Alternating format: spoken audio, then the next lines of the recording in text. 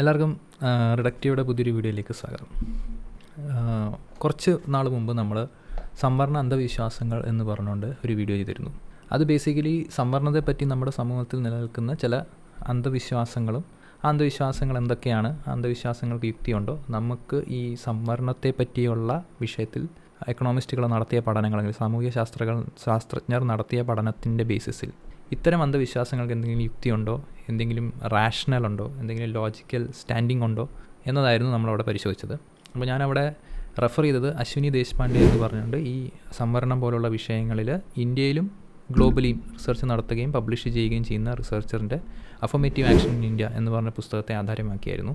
അപ്പോൾ അതിൽ ഞാൻ അഡ്രസ്സ് ചെയ്ത പോയിന്റ് എന്ന് വെച്ചപ്പോൾ സംവരണത്തിൻ്റെ ഉദ്ദേശം എന്താണ്, സംവരണം ജാതി മാറ്റാനുള്ളതല്ലേ, അഥവാ സംവരണം പ്രൊഡക്ടിവിറ്റി കുറയ്ക്കുന്നില്ലേ, അല്ലെങ്കിൽ സംവരണം ഇതിൻ്റെ ആവശ്യമുണ്ട്, ഇപ്പോൾ ജാതി വിവേചനമൊക്കെ മാറിയില്ലേ, സംവരണം കാരണമല്ലേ ജാതി നിലനിൽക്കുന്നത്, ഇങ്ങനെയുള്ള പല ഒരുവിധം അന്ധവിശ്വാസങ്ങൾ നമ്മൾ അവിടെ ചർച്ച ചെയ്തിരുന്നു. അതിനുള്ള പഠനങ്ങളും അതിനുള്ള തെളിവുകളും എന്തായിരുന്നു എന്ന് നമ്മൾ പരിശോധിക്കുകയായിരുന്നു. അപ്പോൾ ഇവിടെ നമ്മളെടുക്കുന്നൊരു മുദ്രാവാക്യം എന്ന് പറഞ്ഞു കഴിഞ്ഞാൽ ഫാക്ട് ബേസ്ഡ് പൊളിറ്റിക്സ് അഥവാ എവിഡൻസ് ബേസ്ഡ് ആയിരിക്കണം നമ്മുടെ രാഷ്ട്രീയ സാമൂഹിക ഒരു ചിന്താ പദ്ധതി ഉരുത്തിരിഞ്ഞ് വരേണ്ടതെന്നായിരുന്നു നമ്മൾ പറഞ്ഞത്. അപ്പോൾ അതിന് മറുപടിയായിട്ട് അഭിലാഷ് കൃഷ്ണൻ എന്ന് പറയുന്ന ഒരു സ്വതന്ത്ര ചിന്തകൻ നമുക്ക് മറുപടി പറഞ്ഞിട്ടുണ്ട്. അപ്പോൾ നമുക്ക് അദ്ദേഹത്തിൻ്റെ പോസ്റ്റുകൾ നോക്കാം. ഈ വീഡിയോ ഉണ്ടാകുമ്പോൾ അദ്ദേഹം ഒരു 7-8 പോസ്റ്റ് എഴുതിയിട്ടുണ്ട്. എല്ലാ പോസ്റ്റുകളും നമുക്ക് റെസ്പോണ്ട് ചെയ്യാൻ പറ്റുമെന്ന് അറിയില്ല. മേ ബി ഇത് ബോറിംഗ് ആവുമെന്നും അറിയില്ല. കാരണം I don't know whether audience wants to see ഇപ്പോൾ അദ്ദേഹം 7-8 പോസ്റ്റ് ചെയ്യുമ്പോൾ ഞാൻ 7-8 വീഡിയോ ഇറക്കണോ, 7-8 വീഡിയോ ഇറക്കുമ്പോൾ ആളുകൾക്ക് താല്പര്യമുണ്ടോ എന്ന് എനിക്കറിയില്ല. ഇത് നമ്മൾ റെസ്പോണ്ട് ചെയ്തത് എൻ്റെ 200ഓളം ഫ്രണ്ട്സ് എനിക്കിത് റെക്കമെൻഡ് ചെയ്തു, അതുകൊണ്ട് മാത്രമാണ്. ഓക്കെ, അദ്ദേഹത്തിൻ്റെ ഫസ്റ്റ് പോസ്റ്റ് തന്നെ തുടങ്ങുന്നത് സംവരണ വിശ്വാസങ്ങൾ എന്നാണ്. Chapter 1 I like data but I love cherries എന്ന ഒരു ഹെഡിങ്ങോട് കൂടിയാണ് അദ്ദേഹം പറയുന്നത്. ആമുഖമായിട്ട് തന്നെ നമുക്ക് പറയേണ്ടതുള്ളത് എന്താണെന്ന് വെച്ച് കഴിഞ്ഞാൽ, അദ്ദേഹം എൻ്റെ ആ ഒരു വീഡിയോയെ ഖണ്ഡിക്കാനാണ് ശ്രമിക്കുന്നതെങ്കിൽ എൻ്റെ വാദങ്ങളുടെ കൺക്ലൂഷൻസ് അൺഅക്സെപ്റ്റബിളാണ്, അക്സെപ്റ്റ് ചെയ്യാൻ പറ്റില്ല എന്ന് കാണിക്കുന്ന വാദങ്ങൾ അദ്ദേഹം വയ്ക്കുമെന്നാണ് ഞാൻ എക്സ്പെക്റ്റ് ചെയ്യുന്നത്. അത് അദ്ദേഹം വയ്ക്കുന്നുണ്ടോ എന്ന് നമുക്ക് നോക്കാം. ഞാൻ ഇവിടെ മുഴുവൻ പോസ്റ്റ് വായിക്കുന്നില്ല, കാരണം മുഴുവൻ പോസ്റ്റ് വായിച്ച് സമയം കളയണ്ടെന്ന് കരുതുന്നു. എനിക്ക് റെലവൻ്റായിട്ട് തോന്നുന്ന ഭാഗങ്ങൾ വായിക്കാം. അരുൺ ഷോറിയുടെ പുസ്തകം വായിച്ച് എത്ര പേർ സംവരണ വിരുദ്ധരായി എന്നറിയില്ല. എന്തായാലും ഞാൻ ആ പുസ്തകം മുമ്പ് വായിച്ചിട്ടില്ല. പക്ഷേ ആ പുസ്തകത്തിൽ അതിൻ്റെ റെഫറൻസിൽ എംപിരിക്കൽ സ്റ്റഡി ഇല്ല എന്ന് പറഞ്ഞ് തള്ളിക്കളയുന്നതിൻ്റെ ലോജിക്ക് ശരിയല്ല. അരുൺ പറഞ്ഞ വാദങ്ങൾ എന്തെങ്കിലും കുഴപ്പമുണ്ടെങ്കിൽ ഓരോന്നായി എടുത്ത് ഖണ്ഡിക്കുകയായിരുന്നു പ്രഭാഷകൻ ചെയ്യേണ്ടിയിരുന്നത്. അരുൺ ഷോറിയെ ഡേറ്റ ഇല്ല എന്ന് പറഞ്ഞ് തള്ളിയ പ്രഭാഷകൻ അശ്വിനിക്ക് കൊടുക്കുന്ന ക്രെഡിറ്റ് അവരുടെ ബുക്ക് ഫുൾ ഡേറ്റയാണ് എന്നുള്ളതാണ്. ഇതൊരു ചിന്താപരമായ തെറ്റാണ്.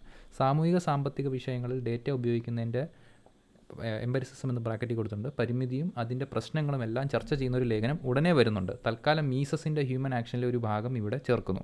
Experience concerning human action differs from that concerning natural phenomena in that it requires and presupposes praxeological knowledge. This is why the methods of natural science are inappropriate for the study of praxeology, economics and history. History cannot teach us any general rule, principle or law. അങ്ങനെ അദ്ദേഹത്തിൻ്റെ ഒരു coat പറയുന്നുണ്ട്. പിന്നെ അദ്ദേഹം പറയുന്ന ഒരു point എന്ന് പറഞ്ഞു കഴിഞ്ഞാൽ, അശ്വിനിയുടെ പുസ്തകവും ഞാൻ വായിച്ചിട്ടില്ല. ആ പുസ്തകത്തെ അടിസ്ഥാനപ്പെടുത്തി പ്രഭാഷൻ പറഞ്ഞ കാര്യങ്ങൾ മാത്രമാണ് എൻ്റെ റെഫറൻസ്. രസകരമായ കാര്യം എന്തെന്നാൽ സംവരണത്തിനെതിരായ ഒരു എംപിരിക്കൽ ഡേറ്റ പോലും ഇല്ല. എല്ലാം സംവരണത്തിന് അനുകൂലം. ഈ പഠനങ്ങളിൽ നിന്ന് എത്തിച്ചേർന്ന നിഗമനങ്ങൾ, അവയുടെ പ്രശ്നങ്ങൾ എന്നിവ നമുക്ക് തുടർന്ന് ഓരോന്നോരോന്നായി ചർച്ച ചെയ്യാം. സംവരണത്തിൻ്റെ പ്രശ്നങ്ങൾ ചർച്ച ചെയ്യുന്ന affirmative action around the world and empirical study എന്നൊരു പുസ്തകമുണ്ട് ബൈ തോമസ് സോവൽ. അതിലുമുണ്ട് അഫർമേറ്റീവ് ആക്ഷൻ ഇന്ത്യ എന്നൊരു ചാപ്റ്റർ. ഡേറ്റ ഉപയോഗിച്ച് മാത്രമേ നിഗമനത്തിൽ എത്തുള്ളൂ എന്ന വാശിയാണെങ്കിൽ സോവലിൻ്റെ പുസ്തകം റെഫർ ചെയ്യാം. പക്ഷേ അങ്ങനെ ചെയ്യുമ്പോൾ സംവരണവാദികൾ അന്ധവിശ്വാസികളാകുമോ? ഡേറ്റ നോക്കരുത് എന്നല്ല പറഞ്ഞു വരുന്നതിൻ്റെ അർത്ഥം. സാമൂഹിക വിഷയങ്ങളിൽ ഡേറ്റ ഉപയോഗിക്കുന്നതിൻ്റെ പരിമിതി മനസ്സിലുണ്ടാവണം. ഹോമിയോപ്പതി രോഗം മാറ്റും എന്ന് വിശ്വസിക്കുന്നവർ ചിലപ്പോൾ അരിമ്പാറ മാറ്റിയതിൻ്റെ പഠനങ്ങൾ കൊണ്ടുവരും. ഗോമൂത്ര ചികിത്സ വിശ്വസിക്കുന്നവർ ചിലപ്പോൾ ഗോമൂത്ര ക്യാൻസർ മാറ്റിയതിൻ്റെ പഠനങ്ങൾ കൊണ്ടുവരും. ശാസ്ത്രബോധമുള്ളവർ എങ്ങനെയാണോ ആ ഡേറ്റയെ സമീപിക്കുന്നത്, അതുപോലെ വേണം സാമൂഹിക ശാസ്ത്രത്തിലെ വിഷയങ്ങൾ പഠിക്കുന്നവർ ആ വിഷയത്തിലെ ഡേറ്റ സമീപിക്കാൻ. ഡേറ്റ ഉണ്ടെങ്കിലും ഡേറ്റ ഇല്ലെങ്കിലും ശരിയായ ലോജിക്ക് ഉപയോഗിക്കുന്നുണ്ടോ എന്ന് നോക്കുക. കുറേ കാര്യങ്ങൾ അദ്ദേഹത്തിൻ്റെ പോസ്റ്റിൽ പറഞ്ഞിട്ടുണ്ട്. പക്ഷേ നമ്മൾ പറഞ്ഞ എന്ത് പോയിൻ്റാണിത് ഖണ്ഡിക്കുന്നത് എന്നത് ഇതുവരെ എനിക്ക് മനസ്സിലായിട്ടില്ല. അദ്ദേഹത്തിൻ്റെ വാദം പ്രകാരം തന്നെ നമ്മൾ ഒരു വാദത്തെ ഖണ്ഡിക്കേണ്ടത് ലോജിക്ക് വെച്ചാണ് എന്നാണ് അദ്ദേഹം പറയുന്നത്. അപ്പം ലോജിക്ക് വെച്ച് നോക്കുമ്പോൾ തന്നെ ആദ്യമായിട്ട് പറയുകയാണെങ്കിൽ അദ്ദേഹത്തിൻ്റെ ഈ പോസ്റ്റ് കോൺട്രഡിക്ടറി, യുക്തിരഹിതമാണ്. അതെന്താണ് ഞാൻ കാണിക്കാം. അദ്ദേഹത്തിൻ്റെ കുറച്ച് സ്റ്റേറ്റ്മെൻറ്റ്സ്. അദ്ദേഹം ആദ്യം മീസസിനെ കോട്ട് ചെയ്ത് പറയുന്നു, the methods of natural science are inappropriate for the study of praxeology, economics and history. ഭൗതിക ശാസ്ത്രത്തിൻ്റെ പഠനത്തിന് വേണ്ടി നമ്മൾ ഉപയോഗിക്കുന്ന മെത്തേഡുകൾ ശരിയല്ല. പ്രാക്സിയോളജി എന്ന് വെച്ചാൽ മനുഷ്യൻ്റെ ആക്ഷൻസിനെ കുറിച്ച് പഠിക്കുന്ന ഒരു ശാഖയാണ് എക്കണോമിക്സ് ഹിസ്റ്ററി. ഇങ്ങനെയുള്ള സംഭവങ്ങൾ നാച്ചുറൽ സയൻസിൻ്റെ മെത്തേഡ്സ് ഇൻഅപ്രോപ്രിയേറ്റ് ആണെന്ന് അദ്ദേഹം മീസസിനെ കൂട്ടി ഇത് പറയുന്നു. പിന്നെ അദ്ദേഹം പറഞ്ഞു ഡേറ്റ നോക്കരുതെന്നല്ല പറഞ്ഞു വരുന്നതിൻ്റെ അർത്ഥം സാമൂഹിക വിഷയങ്ങൾ ഡേറ്റ നോക്കുന്നതിൻ്റെ പരിമിതി മനസ്സിലുണ്ടാകണം എന്നാണ്. പിന്നെ അദ്ദേഹം പറയുന്നു ശാസ്ത്രബോധമുള്ളവർ എങ്ങനെയാണോ ഡേറ്റ സമീപിക്കുന്നത് അതുപോലെ വേണം സാമൂഹിക ശാസ്ത്രത്തിലെ വിഷയങ്ങൾ പഠിക്കുന്ന വിഷയത്തിലെ ഡേറ്റ സമീപിക്കാൻ. പിന്നെ അദ്ദേഹം പറഞ്ഞു ഡേറ്റ ഉണ്ടെങ്കിലും ഡേറ്റ ഇല്ലെങ്കിലും ശരിയായ ലോജിക്ക് ഉപയോഗിക്കുന്നുണ്ടോ എന്നാണ് നോക്കുക, എന്ന് നോക്കിയാൽ മതി എന്ന്. അപ്പോൾ ഇത് പരസ്പര വിരുദ്ധമായിട്ടുള്ള സ്റ്റേറ്റ്മെൻറ്റ്സ് ആണ്. ഒരു സ്ഥലത്ത് അദ്ദേഹം ഒരു ശാസ്ത്രജ്ഞൻ ഡേറ്റ എങ്ങനെ പരിശോധിക്കുന്നു അങ്ങനെ പരിശോധിക്കണമെന്ന് പറയുന്നു. വേറെ സ്ഥലത്ത് മീസസിനെ കോട്ട് ചെയ്ത് പറഞ്ഞു ശാസ്ത്രം ഉപയോഗിക്കുന്ന മെത്തേഡ്സ് ഇവിടെ ഇൻഅപ്രോപ്രിയേറ്റ് ആണെന്ന് പറയുന്നു. വേറെ സ്ഥലത്ത് പറയുന്നു ഡേറ്റ ഉണ്ടെങ്കിലും ഇല്ലെങ്കിലും കുഴപ്പമില്ല, നമ്മൾ ലോജിക്ക് മാത്രം നോക്കിയാൽ മതി. വേറെ സ്ഥലത്തൊന്നും ഡേറ്റ നോക്കരുത് എന്നല്ല പറയുന്നത്, അതിന് പരിമിതി ഉണ്ടെന്ന്. These are all contradictory statements. ഈ കോൺട്രഡിക്ടറി സ്റ്റേറ്റ്മെൻറ്റ്സ് ഉണ്ട് എന്നതുകൊണ്ട് തന്നെ നമുക്ക് വേണമെങ്കിൽ ഇദ്ദേഹത്തിൻ്റെ ഈ വാദത്തിലുള്ള ലോജിക്ക് തന്നെ ഫോൾട്ടഡ് ആണ്, അല്ലെങ്കിൽ ഫോൾട്ടി ലോജിക്കാണ് ഇദ്ദേഹം ഉപയോഗിക്കുന്നത്, ഇല്ലോജിക്കലാണ്. So his response doesn't stand anywhere എന്ന് വേണമെങ്കിൽ പറഞ്ഞാൽ നമുക്ക് തള്ളിക്കളയാം. ഇതിൽ വേറെ രസം എന്ന് വെച്ച് കഴിഞ്ഞാൽ അദ്ദേഹം ചാപ്റ്റർ 1 കൊടുത്ത പേര് ചെറി പിക്കിംഗ് എന്നാണ്. എന്നിട്ട് അദ്ദേഹം കോട്ട് ചെയ്തത് മീസസിനാണ്. നമ്മൾ economics as A field of view എടുക്കുമ്പോൾ വളരെ ഫ്രിഞ്ച് ആയിട്ടുള്ള ഒരു വ്യൂ, മെയിൻ സ്ട്രീം അക്കാഡമിക്സോ അല്ലെങ്കിൽ ഇന്നത്തെ കണ്ടംപററി എക്കണോമിസ്റ്റുകളോ എടുക്കാത്ത ഒരു മെത്തഡോളജി പ്രപ്പോസ് ചെയ്യുന്ന ഒരാളാണ് ഈ Ludwig measles. Austrian school of എക്കണോമിക്സിൽ നിന്ന് വന്ന ലുഡ്വിഗ് മീസസ് പറയുന്നത് ഒരു മൈനോറിറ്റി ഫ്രിഞ്ച് വ്യൂ ആണ്. ആ മൈനോറിറ്റി ഫ്രിഞ്ച് വ്യൂ അദ്ദേഹം ചെറി പിക്ക് ചെയ്തിട്ട് എന്നോട് പറയുകയാണ് പ്രതീഷ് ചെറി പിക്ക് ചെയ്തുള്ള ആർഗ്യുമെൻറ്റ്സ് ആണ് അഡ്രസ്സ് ചെയ്യുന്നതെന്ന്. സോ അത് എനിക്ക് ഭയങ്കര തമാശയായിട്ട് തോന്നി. എന്നിരുന്നാലും എൻ്റെ മെയിൻ പോയിൻ്റ് അതല്ല. എൻ്റെ മെയിൻ പോയിൻ്റ് അദ്ദേഹത്തിൻ്റെ വാദങ്ങൾ കോൺട്രഡിക്ടറി ആണ്. ഈ മീസസ് പറഞ്ഞ എന്താണെന്നൊന്നും നമുക്കിവിടെ അഡ്രസ്സ് ചെയ്യേണ്ട സംഭവമില്ല. മീസസിനെ കുറിച്ച് നമുക്ക് വേണമെങ്കിൽ measles Austrian school of economics അതിൻ്റെ പ്രശ്നം എന്താണ് അതൊക്കെ നമുക്ക് വേണമെങ്കിൽ വേറൊരു വീഡിയോയിൽ ഡീറ്റെയിൽ ആയിട്ട് തന്നെ ചെയ്യാം. എനിവേസ് പോയിൻ്റ് ഈസ് ഈ അദ്ദേഹത്തിൻ്റെ വാദം കോൺട്രഡിക്ടറി ആണ്. സോ അതുകൊണ്ട് തന്നെ നമുക്കവിടെ തള്ളിക്കളയാൻ പറ്റും ഇദ്ദേഹത്തിൻ്റെ വാദം. What he's trying to say എന്നത് നമുക്ക് ഒന്നുകൂടെ ഒന്ന് അനലൈസ് ചെയ്യാം. അപ്പോൾ ഞങ്ങൾക്ക് തോന്നിയത് അദ്ദേഹം പറയാൻ സാധ്യതയുള്ള കാര്യങ്ങൾ എന്താണെന്ന് നമുക്ക് എടുക്കാം. എന്നിട്ട് ഇതാണ് അദ്ദേഹം ഉദ്ദേശിക്കുന്നതെങ്കിൽ അതിൻ്റെ പ്രശ്നം എന്തെന്ന് നമുക്ക് ചർച്ച ചെയ്യാം. അങ്ങനെ നമുക്ക് ചർച്ച ചെയ്യാൻ പറ്റത്തുള്ളൂ. കാരണം his arguments are very unclear. അപ്പോൾ അദ്ദേഹം എന്താണ് പറയാൻ ശ്രമിച്ചത് എന്ന് നമുക്ക് ഊഹിച്ചെടുത്തിട്ട് ചെയ്യാൻ പറ്റും. ഇപ്പോൾ ഓൾറെഡി ഒരു ഡിസ്ക്ലെയിമർ പറഞ്ഞു, ചിലപ്പോൾ ഇത് സ്ട്രോമാൻ ആവാൻ സാധ്യതയുണ്ട്. കാരണം അദ്ദേഹത്തിൻ്റെ എഴുത്തത്ര ക്ലിയർ അല്ലാത്തതുകൊണ്ട് ഞങ്ങൾ അസ്യൂം ചെയ്യുകയാണ് ഇതായിരിക്കും അദ്ദേഹത്തിൻ്റെ വാദമെന്ന്. ചിലപ്പോൾ അദ്ദേഹം പറയാൻ ഉദ്ദേശിക്കുന്ന ആർഗ്യുമെൻ്റ് ഇതായിരിക്കും. അതിതാണ് ഇപ്പോൾ പ്രിമിസ് 1, എക്കണോമിക്സിലുള്ള നോളജ് എംപിരിക്കൽ മെത്തേഡ്സിലൂടെ അക്വയർ ചെയ്യാൻ പാടില്ല. അഫർമേറ്റീവ് ആക്ഷന് എക്കണോമിക്സിൻ്റെ അണ്ടറിൽ വരുന്ന ഒരു ഏരിയ ആണ്. അതുകൊണ്ട് തന്നെ അഫർമേറ്റീവ് ആക്ഷനുള്ള അറിവ് നമ്മൾ എംപിരിക്കൽ മെത്തേഡ്സിലൂടെ നോക്കരുത്. ഇതാണ് അദ്ദേഹം പറയാൻ ശ്രമിക്കുന്നതെന്ന് ഞാൻ അസ്യൂം ചെയ്യുന്നു. This could be one of his arguments. അദ്ദേഹം പറയാൻ ഉദ്ദേശിക്കുന്ന ആർഗ്യുമെൻറ്റ്സിൽ ഒരെണ്ണം ഇതായിരിക്കാം. ഇതാണ് അദ്ദേഹത്തിൻ്റെ ആർഗ്യുമെൻ്റ് എങ്കിൽ ഇവിടെ ചെയ്യേണ്ടത് പ്രിമിസ് 1, അതായത് എക്കണോമിക്സിലുള്ള നോളജ് എംപിരിക്കൽ മെത്തേഡ്സിലൂടെ അല്ല നമ്മൾ അറിയേണ്ടത് എന്ന വാദം ജസ്റ്റിഫൈ ചെയ്യണം. ആടെ ഡിഫെൻഡ് ചെയ്യുന്നത് മീസസ് പോലുള്ള ഓസ്ട്രിയൻ സ്കൂൾ ഓഫ് എക്കണോമിസ്റ്റുകളിൽ നിന്നുള്ള വ്യൂ ആണ്. അവർ വിചാരിച്ചിരിക്കുന്നത് പ്രാക്സിയോളജി എക്കണോമിക്സ് ഒക്കെ പ്യുവർ എപ്രയോറി നോളജ് വെച്ച് ചെയ്യണം എന്ന് കരുതിയ ഒരു വിഭാഗം ആളുകളാണ്. നമ്മൾ പ്യുവർ ലോജിക്ക് എടുത്തു കഴിഞ്ഞാൽ നമുക്ക് എക്കണോമിക്സിലുള്ള അൺഡിസ്പ്യൂട്ടബിൾ തർക്കമില്ലാത്ത അറിവുകൾ കിട്ടും എന്ന് വിശ്വസിച്ചിരുന്ന ആളുകളായിരുന്നു മീസസ്. ഒന്നാമത്തെ അതിൻ്റെ പ്രശ്നം എന്ന് വെച്ച് കഴിഞ്ഞാൽ ഞാൻ നേരത്തെ പറഞ്ഞ മാതിരി തന്നെ ഇതൊരു ഫ്രിഞ്ച് വ്യൂ ആണ്. ഇന്നത്തെ കണ്ടംപററി അക്കാഡമിഷ്യൻസ് ഇത് എടുക്കുന്നില്ല. ഇന്നത്തെ നിങ്ങൾ എക്കണോമിസ്റ്റുകളുടെ മെത്തേഡ് നോക്കുകയാണെങ്കിൽ എംപിരിക്കൽ മെത്തേഡ്സ് ഇല്ലാതെ അവരവരുടെ തിയറീസ് പ്രപ്പോസ് ചെയ്യുന്നില്ല. എംപിരിക്കൽ അഡിക്വസി നോക്കി തന്നെയാണ് അവർ ചെയ്യുന്നത്. ഓസ്ട്രിയൻ സ്കൂൾ ഓഫ് എക്കണോമിസ്റ്റുകളും അതിൻ്റെ ഇന്നത്തെ കുറേ ആരാധകർ ഇൻ്റർനെറ്റിൽ ഇതിനെ ഡിഫെൻഡ് ചെയ്യുന്നുണ്ടെന്നല്ലാതെ ആക്ച്വൽ ഇന്നത്തെ എക്കണോമിസ്റ്റുകൾക്ക് ഈ ഒരു വ്യൂ അവർ എടുക്കുന്നില്ല.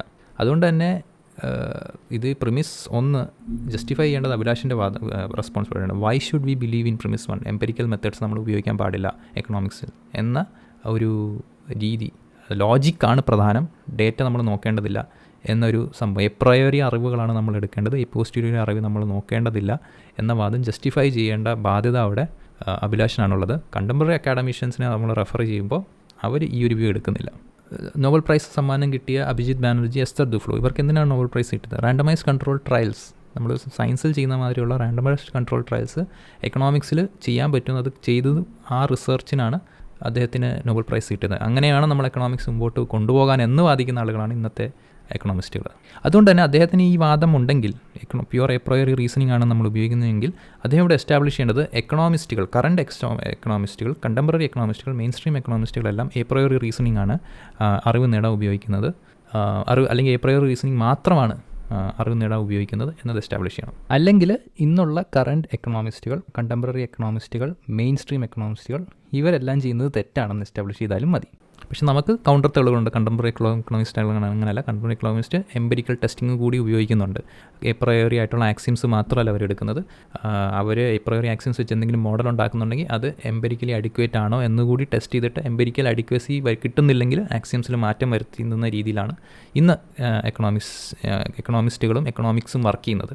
അദ്ദേഹം ഈ പോസ്റ്റിൽ എന്തായാലും അത് ചെയ്തിട്ടില്ല. അതുകൊണ്ട് തന്നെ എന്നോട് ചോദിച്ചു കഴിഞ്ഞാൽ ഈ പോസ്റ്റ് കൊണ്ട് അദ്ദേഹത്തിന് പ്യുവർ എപ്രയറി റീസണിങ് ആണ് നമ്മൾ എക്കണോമിക്സ് ചെയ്യേണ്ടത് എന്നൊരു വാദം അദ്ദേഹത്തിനുണ്ടെങ്കിൽ അത് അദ്ദേഹത്തിന് എസ്റ്റാബ്ലിഷ് ചെയ്യാൻ പറ്റിയിട്ടില്ല. അത് പറ്റാത്തതുകൊണ്ട് തന്നെ എൻ്റെ വാദത്തെ അത് ടച്ച് ചെയ്യുന്നില്ല. അപ്പോൾ അതുകൊണ്ട് എപ്രയറി റീസണിങ് മാത്രമാണ് നമ്മൾ എടുക്കേണ്ടത് എന്നതാണ് അദ്ദേഹത്തിൻ്റെ വാദമെങ്കിൽ ആ വാദം ഇവിടെ അൺസക്സസ്ഫുൾ ആണ്. ഇനി ചിലപ്പോൾ ഈ ഒരു എക്സ്ട്രീം വാദം അല്ലായിരിക്കും പറയുന്നത്. അങ്ങനെ എപ്രയറി റീസണിങ് മാത്രമാണ് ഞാൻ പറഞ്ഞത് എന്നൊരു വാദം ചിലപ്പോൾ അദ്ദേഹത്തിൻ്റെ. അപ്പം വേറൊരു വാദം നമുക്കിതിനെ ഒന്ന് മോഡിഫൈ ചെയ്ത് ആ വാദം ശരിയാണോ എന്ന് നോക്കാം. ചിലപ്പോൾ അദ്ദേഹം പറയാൻ ഉദ്ദേശിക്കുന്നത് ഈ എക്കണോമിക്സിലെ ചില ഏരിയകളിൽ എംപിരിക്കൽ മെത്തേഡ്സ് ഉപയോഗിക്കാൻ പാടില്ല. അഫർമേറ്റീവ് ആക്ഷൻ എന്ന് പറഞ്ഞു കഴിഞ്ഞാൽ എക്കണോമിക്സിലെ അങ്ങനത്തെ ഒരു മേഖലയാണ്. അതുകൊണ്ട് തന്നെ അഫർമേറ്റീവ് ആക്ഷനെ പറ്റിയുള്ള അറിവുകളെ പറ്റിയുള്ള ചർച്ചകളിൽ നമ്മൾ എംപിരിക്കൽ മെത്തേഡ്സ് ഉപയോഗിക്കാൻ പാടില്ല. ഇതാണ് അദ്ദേഹം പറയാൻ ഉദ്ദേശിക്കുന്നതെന്ന് നമുക്ക് ഒന്ന് അസ്യൂം ചെയ്യാം. എഗെയിൻ ഇതും ഭയങ്കര ഡിബേറ്റബിൾ ആയിട്ടുള്ള പോയിൻ്റാണ്. ഈ പ്രെമിസ് 1 എല്ലാ എക്കണോമിസ്റ്റുകളും അംഗീകരിക്കുന്നില്ല. തർക്കത്തിന് വേണ്ടി നമുക്ക് വേണമെങ്കിൽ അഭിലാഷ് പറയുന്നത് ശരിയാണെന്ന് എടുത്തു കഴിഞ്ഞാൽ പോലും പ്രെമിസ് 2 ശരിയാവുന്നുണ്ടോ? പ്രെമിസ് 2 ശരിയാവാൻ വേണ്ടി അദ്ദേഹം പുതിയ ആർഗ്യുമെൻ്റ് ഒന്നും വെച്ചിട്ടില്ല. പ്രെമിസ് 2 എന്താണ്? അഫർമേറ്റീവ് ആക്ഷൻ എന്നത് എപ്രയോറിയുടെ എടുക്കേണ്ട ഒരു കാര്യമാണ് എന്നത് അദ്ദേഹം എസ്റ്റാബ്ലിഷ് ചെയ്യുന്നില്ല. എക്കണോമിക്സിൽ അങ്ങനെ ഒരു മേഖലയാണ് അഫർമേറ്റീവ് ആക്ഷൻ അഥവാ സംവരണം എന്ന് പറയുന്നത് എംപിരിക്കൽ മെത്തേഡിൽ നിന്ന് മാറ്റി നിർത്തപ്പെടേണ്ട ഒരു സംഭവമാണ് എന്ന ഒരു പോസിറ്റീവ് റീസൺ അദ്ദേഹത്തിൻ്റെ ഈ പോസ്റ്റിൽ വെച്ചിട്ടില്ല. സോ അഗെയിൻ പ്രെമിസ് 1 തന്നെ ഡിബേറ്റബിൾ ആണ്. പ്രെമിസ് 2 അദ്ദേഹം ആർഗ്യുമെൻറ്റും വെച്ചിട്ടില്ല. സോ ഇതാണ് അദ്ദേഹത്തിൻ്റെ വാദമെങ്കിൽ, അതായത് അഫർമേറ്റീവ് ആക്ഷൻ പോലുള്ള സ്പെസിഫിക് കേസുകളിൽ നമ്മൾ എപ്രയോറി റീസണിംഗ് ആണ് കൊടുക്കേണ്ടത് എന്ന് പറഞ്ഞാലും ആ ആർഗ്യുമെൻറ്റും തെറ്റാണ്. ആ ആർഗ്യുമെൻറ്റ് എസ്റ്റാബ്ലിഷ് ചെയ്യാൻ അദ്ദേഹത്തിന് പറ്റിയിട്ടില്ല. ചിലപ്പോൾ ഇത് രണ്ടും ആയിരിക്കത്തില്ല അദ്ദേഹത്തിനാണ്. ചിലപ്പോൾ അദ്ദേഹത്തിൻ്റെ ആർഗ്യുമെൻറ്റ് വേറെ ആർഗ്യുമെൻ്റ് ആയിരിക്കും. അപ്പോൾ നമുക്ക് അദ്ദേഹം പറയാൻ സാധ്യതയുള്ള വേറെ ആർഗ്യുമെൻറ്റ് ഇതായിരിക്കാം എന്ന അസംഷനിൽ മുമ്പോട്ട് പോകാം. May be his argument is this. ആ പ്രിമിസ് 1 അഫർമേറ്റീവ് ആക്ഷനിൽ പറ്റിയുള്ള അറിവുകൾ നമുക്ക് ഉണ്ടാവണമെങ്കിൽ അതിന് സൗണ്ടായിട്ടുള്ള ലോജിക്കൽ ആൻഡ് എംപിരിക്കൽ റീസൺസ് ഉണ്ടായിരിക്കണം. അതാണ് പ്രിമിസ് 1. പ്രിമിസ് 2 അശ്വിനി ദേശ്പാണ്ഡെയുടെ ആർഗ്യുമെൻറ്റിൽ ഒന്നുകിൽ ലോജിക്കില്ല അല്ലെങ്കിൽ എംപിരിക്കൽ പ്രശ്നങ്ങളുണ്ട്. അതുകൊണ്ട് തന്നെ കൺക്ലൂഷൻ അശ്വിനി ദേശ്പാണ്ഡെയുടെ ആർഗ്യുമെൻറ്റ്സ് അൺഅക്സെപ്റ്റബിൾ ആണ്. ഇതായിരിക്കും ചിലപ്പോൾ അദ്ദേഹം പറയാൻ ഉദ്ദേശിക്കുന്നത്. ഇങ്ങനെയാണെങ്കിൽ പോലും നമുക്ക് പ്രിമിസ് 1 അത്ര വലിയ തർക്കമൊന്നുമില്ല. ഏതൊരു വിഷയത്തിലും ലോജിക്കും എംപിരിക്കലുമായിട്ടുള്ള കൺസിസ്റ്റൻസി വേണം, സൗണ്ടായിട്ടുള്ള റീസണിങ് നമ്മൾ ഉപയോഗിക്കണം എന്നതിനൊന്നും നമുക്ക് എതിർപ്പൊന്നുമില്ല. ബട്ട് നമ്മുടെ പ്രശ്നം പ്രിമിസ് 2 ആണ്. അശ്വിനി ദേശ്പാണ്ഡെയുടെ ലോജിക്കിനോ എംപിരിക്കൽ റീസൺ ഏതിലോ അല്ലെങ്കിൽ രണ്ടിനോ പ്രശ്നമുണ്ട് എന്നത് അദ്ദേഹം എസ്റ്റാബ്ലിഷ് ചെയ്തിട്ടില്ല. ഈ പോസ്റ്റിൽ അദ്ദേഹം എസ്റ്റാബ്ലിഷ് ചെയ്തില്ല. അദ്ദേഹം കുറച്ച് ഫ്യൂച്ചർ പോസ്റ്റുകൾ എന്തോ സ്റ്റഡീസിനെ കുറിച്ച് എന്തോ പോസ്റ്റ് എഴുതിയിട്ടുണ്ട്. But at least in this post he hasn't done anything on that. അതായത് ലോജിക്കൽ ഉണ്ടെന്നോ എസ്റ്റാബ്ലിഷ് ചെയ്തിട്ടില്ല. ലോജിക്കൽ പ്രശ്നം ഉണ്ടെന്ന് എസ്റ്റാബ്ലിഷ് ഉണ്ടെങ്കിൽ അശ്വിനി ദേശ്പാണ്ഡെയുടെ ആ ബുക്കിലുള്ള കോൺട്രഡിക്ഷൻസ്, ഈ റീസണിങ്ങിലുള്ള കോൺട്രഡിക്ഷൻസ് അദ്ദേഹം കാണിക്കണം. അത് അദ്ദേഹം കാണിച്ചിട്ടില്ല. ഡേറ്റയിലാണ് പ്രശ്നമെങ്കിൽ അശ്വിനി ദേശ്പാണ്ഡെയുടെ ഡേറ്റയുടെ ഗ്യാപ്പ് കാണിക്കണം. ഡേറ്റയുടെ ഗ്യാപ്പ് കാണിച്ചാൽ മാത്രം പോരാ, ആ ഗ്യാപ്പ് കൊണ്ട് അദ്ദേഹം പറയുന്ന ഈ കൺക്ലൂഷൻസിലെത്തണം. അഥവാ അശ്വിനി ദേശ്പാണ്ഡെയുടെ കൺക്ലൂഷൻസ് അൺഅക്സെപ്റ്റബിൾ ആണ് എന്ന രീതിയിൽ കൺക്ലൂഷൻ എത്തുന്ന ഡേറ്റയുടെ ഗ്യാപ്പുണ്ട് എന്ന് കാണിക്കണം. അത് കാണിച്ചിട്ടില്ല. അത് ഞാൻ അദ്ദേഹത്തിൻ്റെ മറ്റ് പോസ്റ്റിലൊക്കെ ഒന്ന് ബ്രീഫ് റൺ ത്രൂ ചെയ്ത് നോക്കി, ഞാൻ കണ്ടില്ല. മേ ബി ഇൻ ഫ്യൂച്ചർ ആ പോസ്റ്റുകളൊക്കെ വരുമ്പോൾ നമുക്ക് അത് അഡ്രസ്സ് ചെയ്യാം. So again this version of argument is also unsuccessful. അപ്പം എനിക്ക് മനസ്സിലായില്ല അദ്ദേഹം എന്താണ് പറയുന്നത്. അദ്ദേഹത്തിൻ്റെ ഞാൻ ചിന്തിച്ചപ്പോൾ നോക്കിയപ്പോൾ എനിക്ക് കിട്ടിയ 3 ആർഗ്യുമെൻറ്റ്സ് ഇതായിരുന്നു അദ്ദേഹം പറയാൻ സാധ്യതയുള്ള. ഈ 3 ആർഗ്യുമെൻറ്റ്സും ആണ് അദ്ദേഹം 3-ൽ ഏതെങ്കിലും ഒന്നാണ് പറയാൻ ഉദ്ദേശിക്കുന്നത്. ഒരു ആർഗ്യുമെൻറ്റ് പോലും സക്സസ്ഫുൾ ആവുന്നില്ല. പിന്നെ അദ്ദേഹം പറയുന്നത് ഡേറ്റ നോക്കണമെന്നുണ്ടെങ്കിൽ സോവലിൻ്റെ ബുക്ക് നോക്കിയാൽ പോരെ എന്നാണ്. ഞാൻ സോവലിൻ്റെ ബുക്ക് നോക്കി, ആ ചാപ്റ്റർ എടുത്ത് നോക്കി. ഞാൻ പറഞ്ഞ 7 വിഷയങ്ങൾ സംവരണം കാസ്റ്റിസം ഇല്ലാതാക്കാനുള്ളതല്ല, സംവരണം പ്രൊഡക്ടിവിറ്റിയെ ബാധിക്കുന്നില്ല, സംവരണം കൊണ്ട് ഡിസ്ക്രിമിനേഷൻ കുറയുന്നുണ്ട്, ഇങ്ങനെയുള്ള നമ്മുടെ ഡേറ്റാ ബേസ്ഡ് ആയിട്ടുള്ള കൺക്ലൂഷനെ കൗണ്ടർ ചെയ്യുന്ന ഒരു തരത്തിലുള്ള ഡേറ്റാ ബേസ്ഡ് സ്റ്റഡിയും ആർഗ്യുമെൻറ്റും അദ്ദേഹം വെച്ചിട്ടില്ല. അദ്ദേഹം അങ്ങനെങ്കിലും വെച്ചിട്ടുണ്ടെങ്കിൽ എനിക്കത് അറിയിച്ച് തന്നു കഴിഞ്ഞാൽ ഞാനത് അതിനുവേണ്ടി സ്പെഷ്യലായിട്ടൊരു വീഡിയോ ചെയ്യാം. സോ ഇതായിരുന്നു പോസ്റ്റ് 1 പറ്റിയുള്ള റെസ്പോൺസ്. നമുക്ക് വേണമെങ്കിൽ പോസ്റ്റ് 2 പറ്റിയൊരു റെസ്പോൺസ് പിന്നെ ചെയ്യാം. Thank you.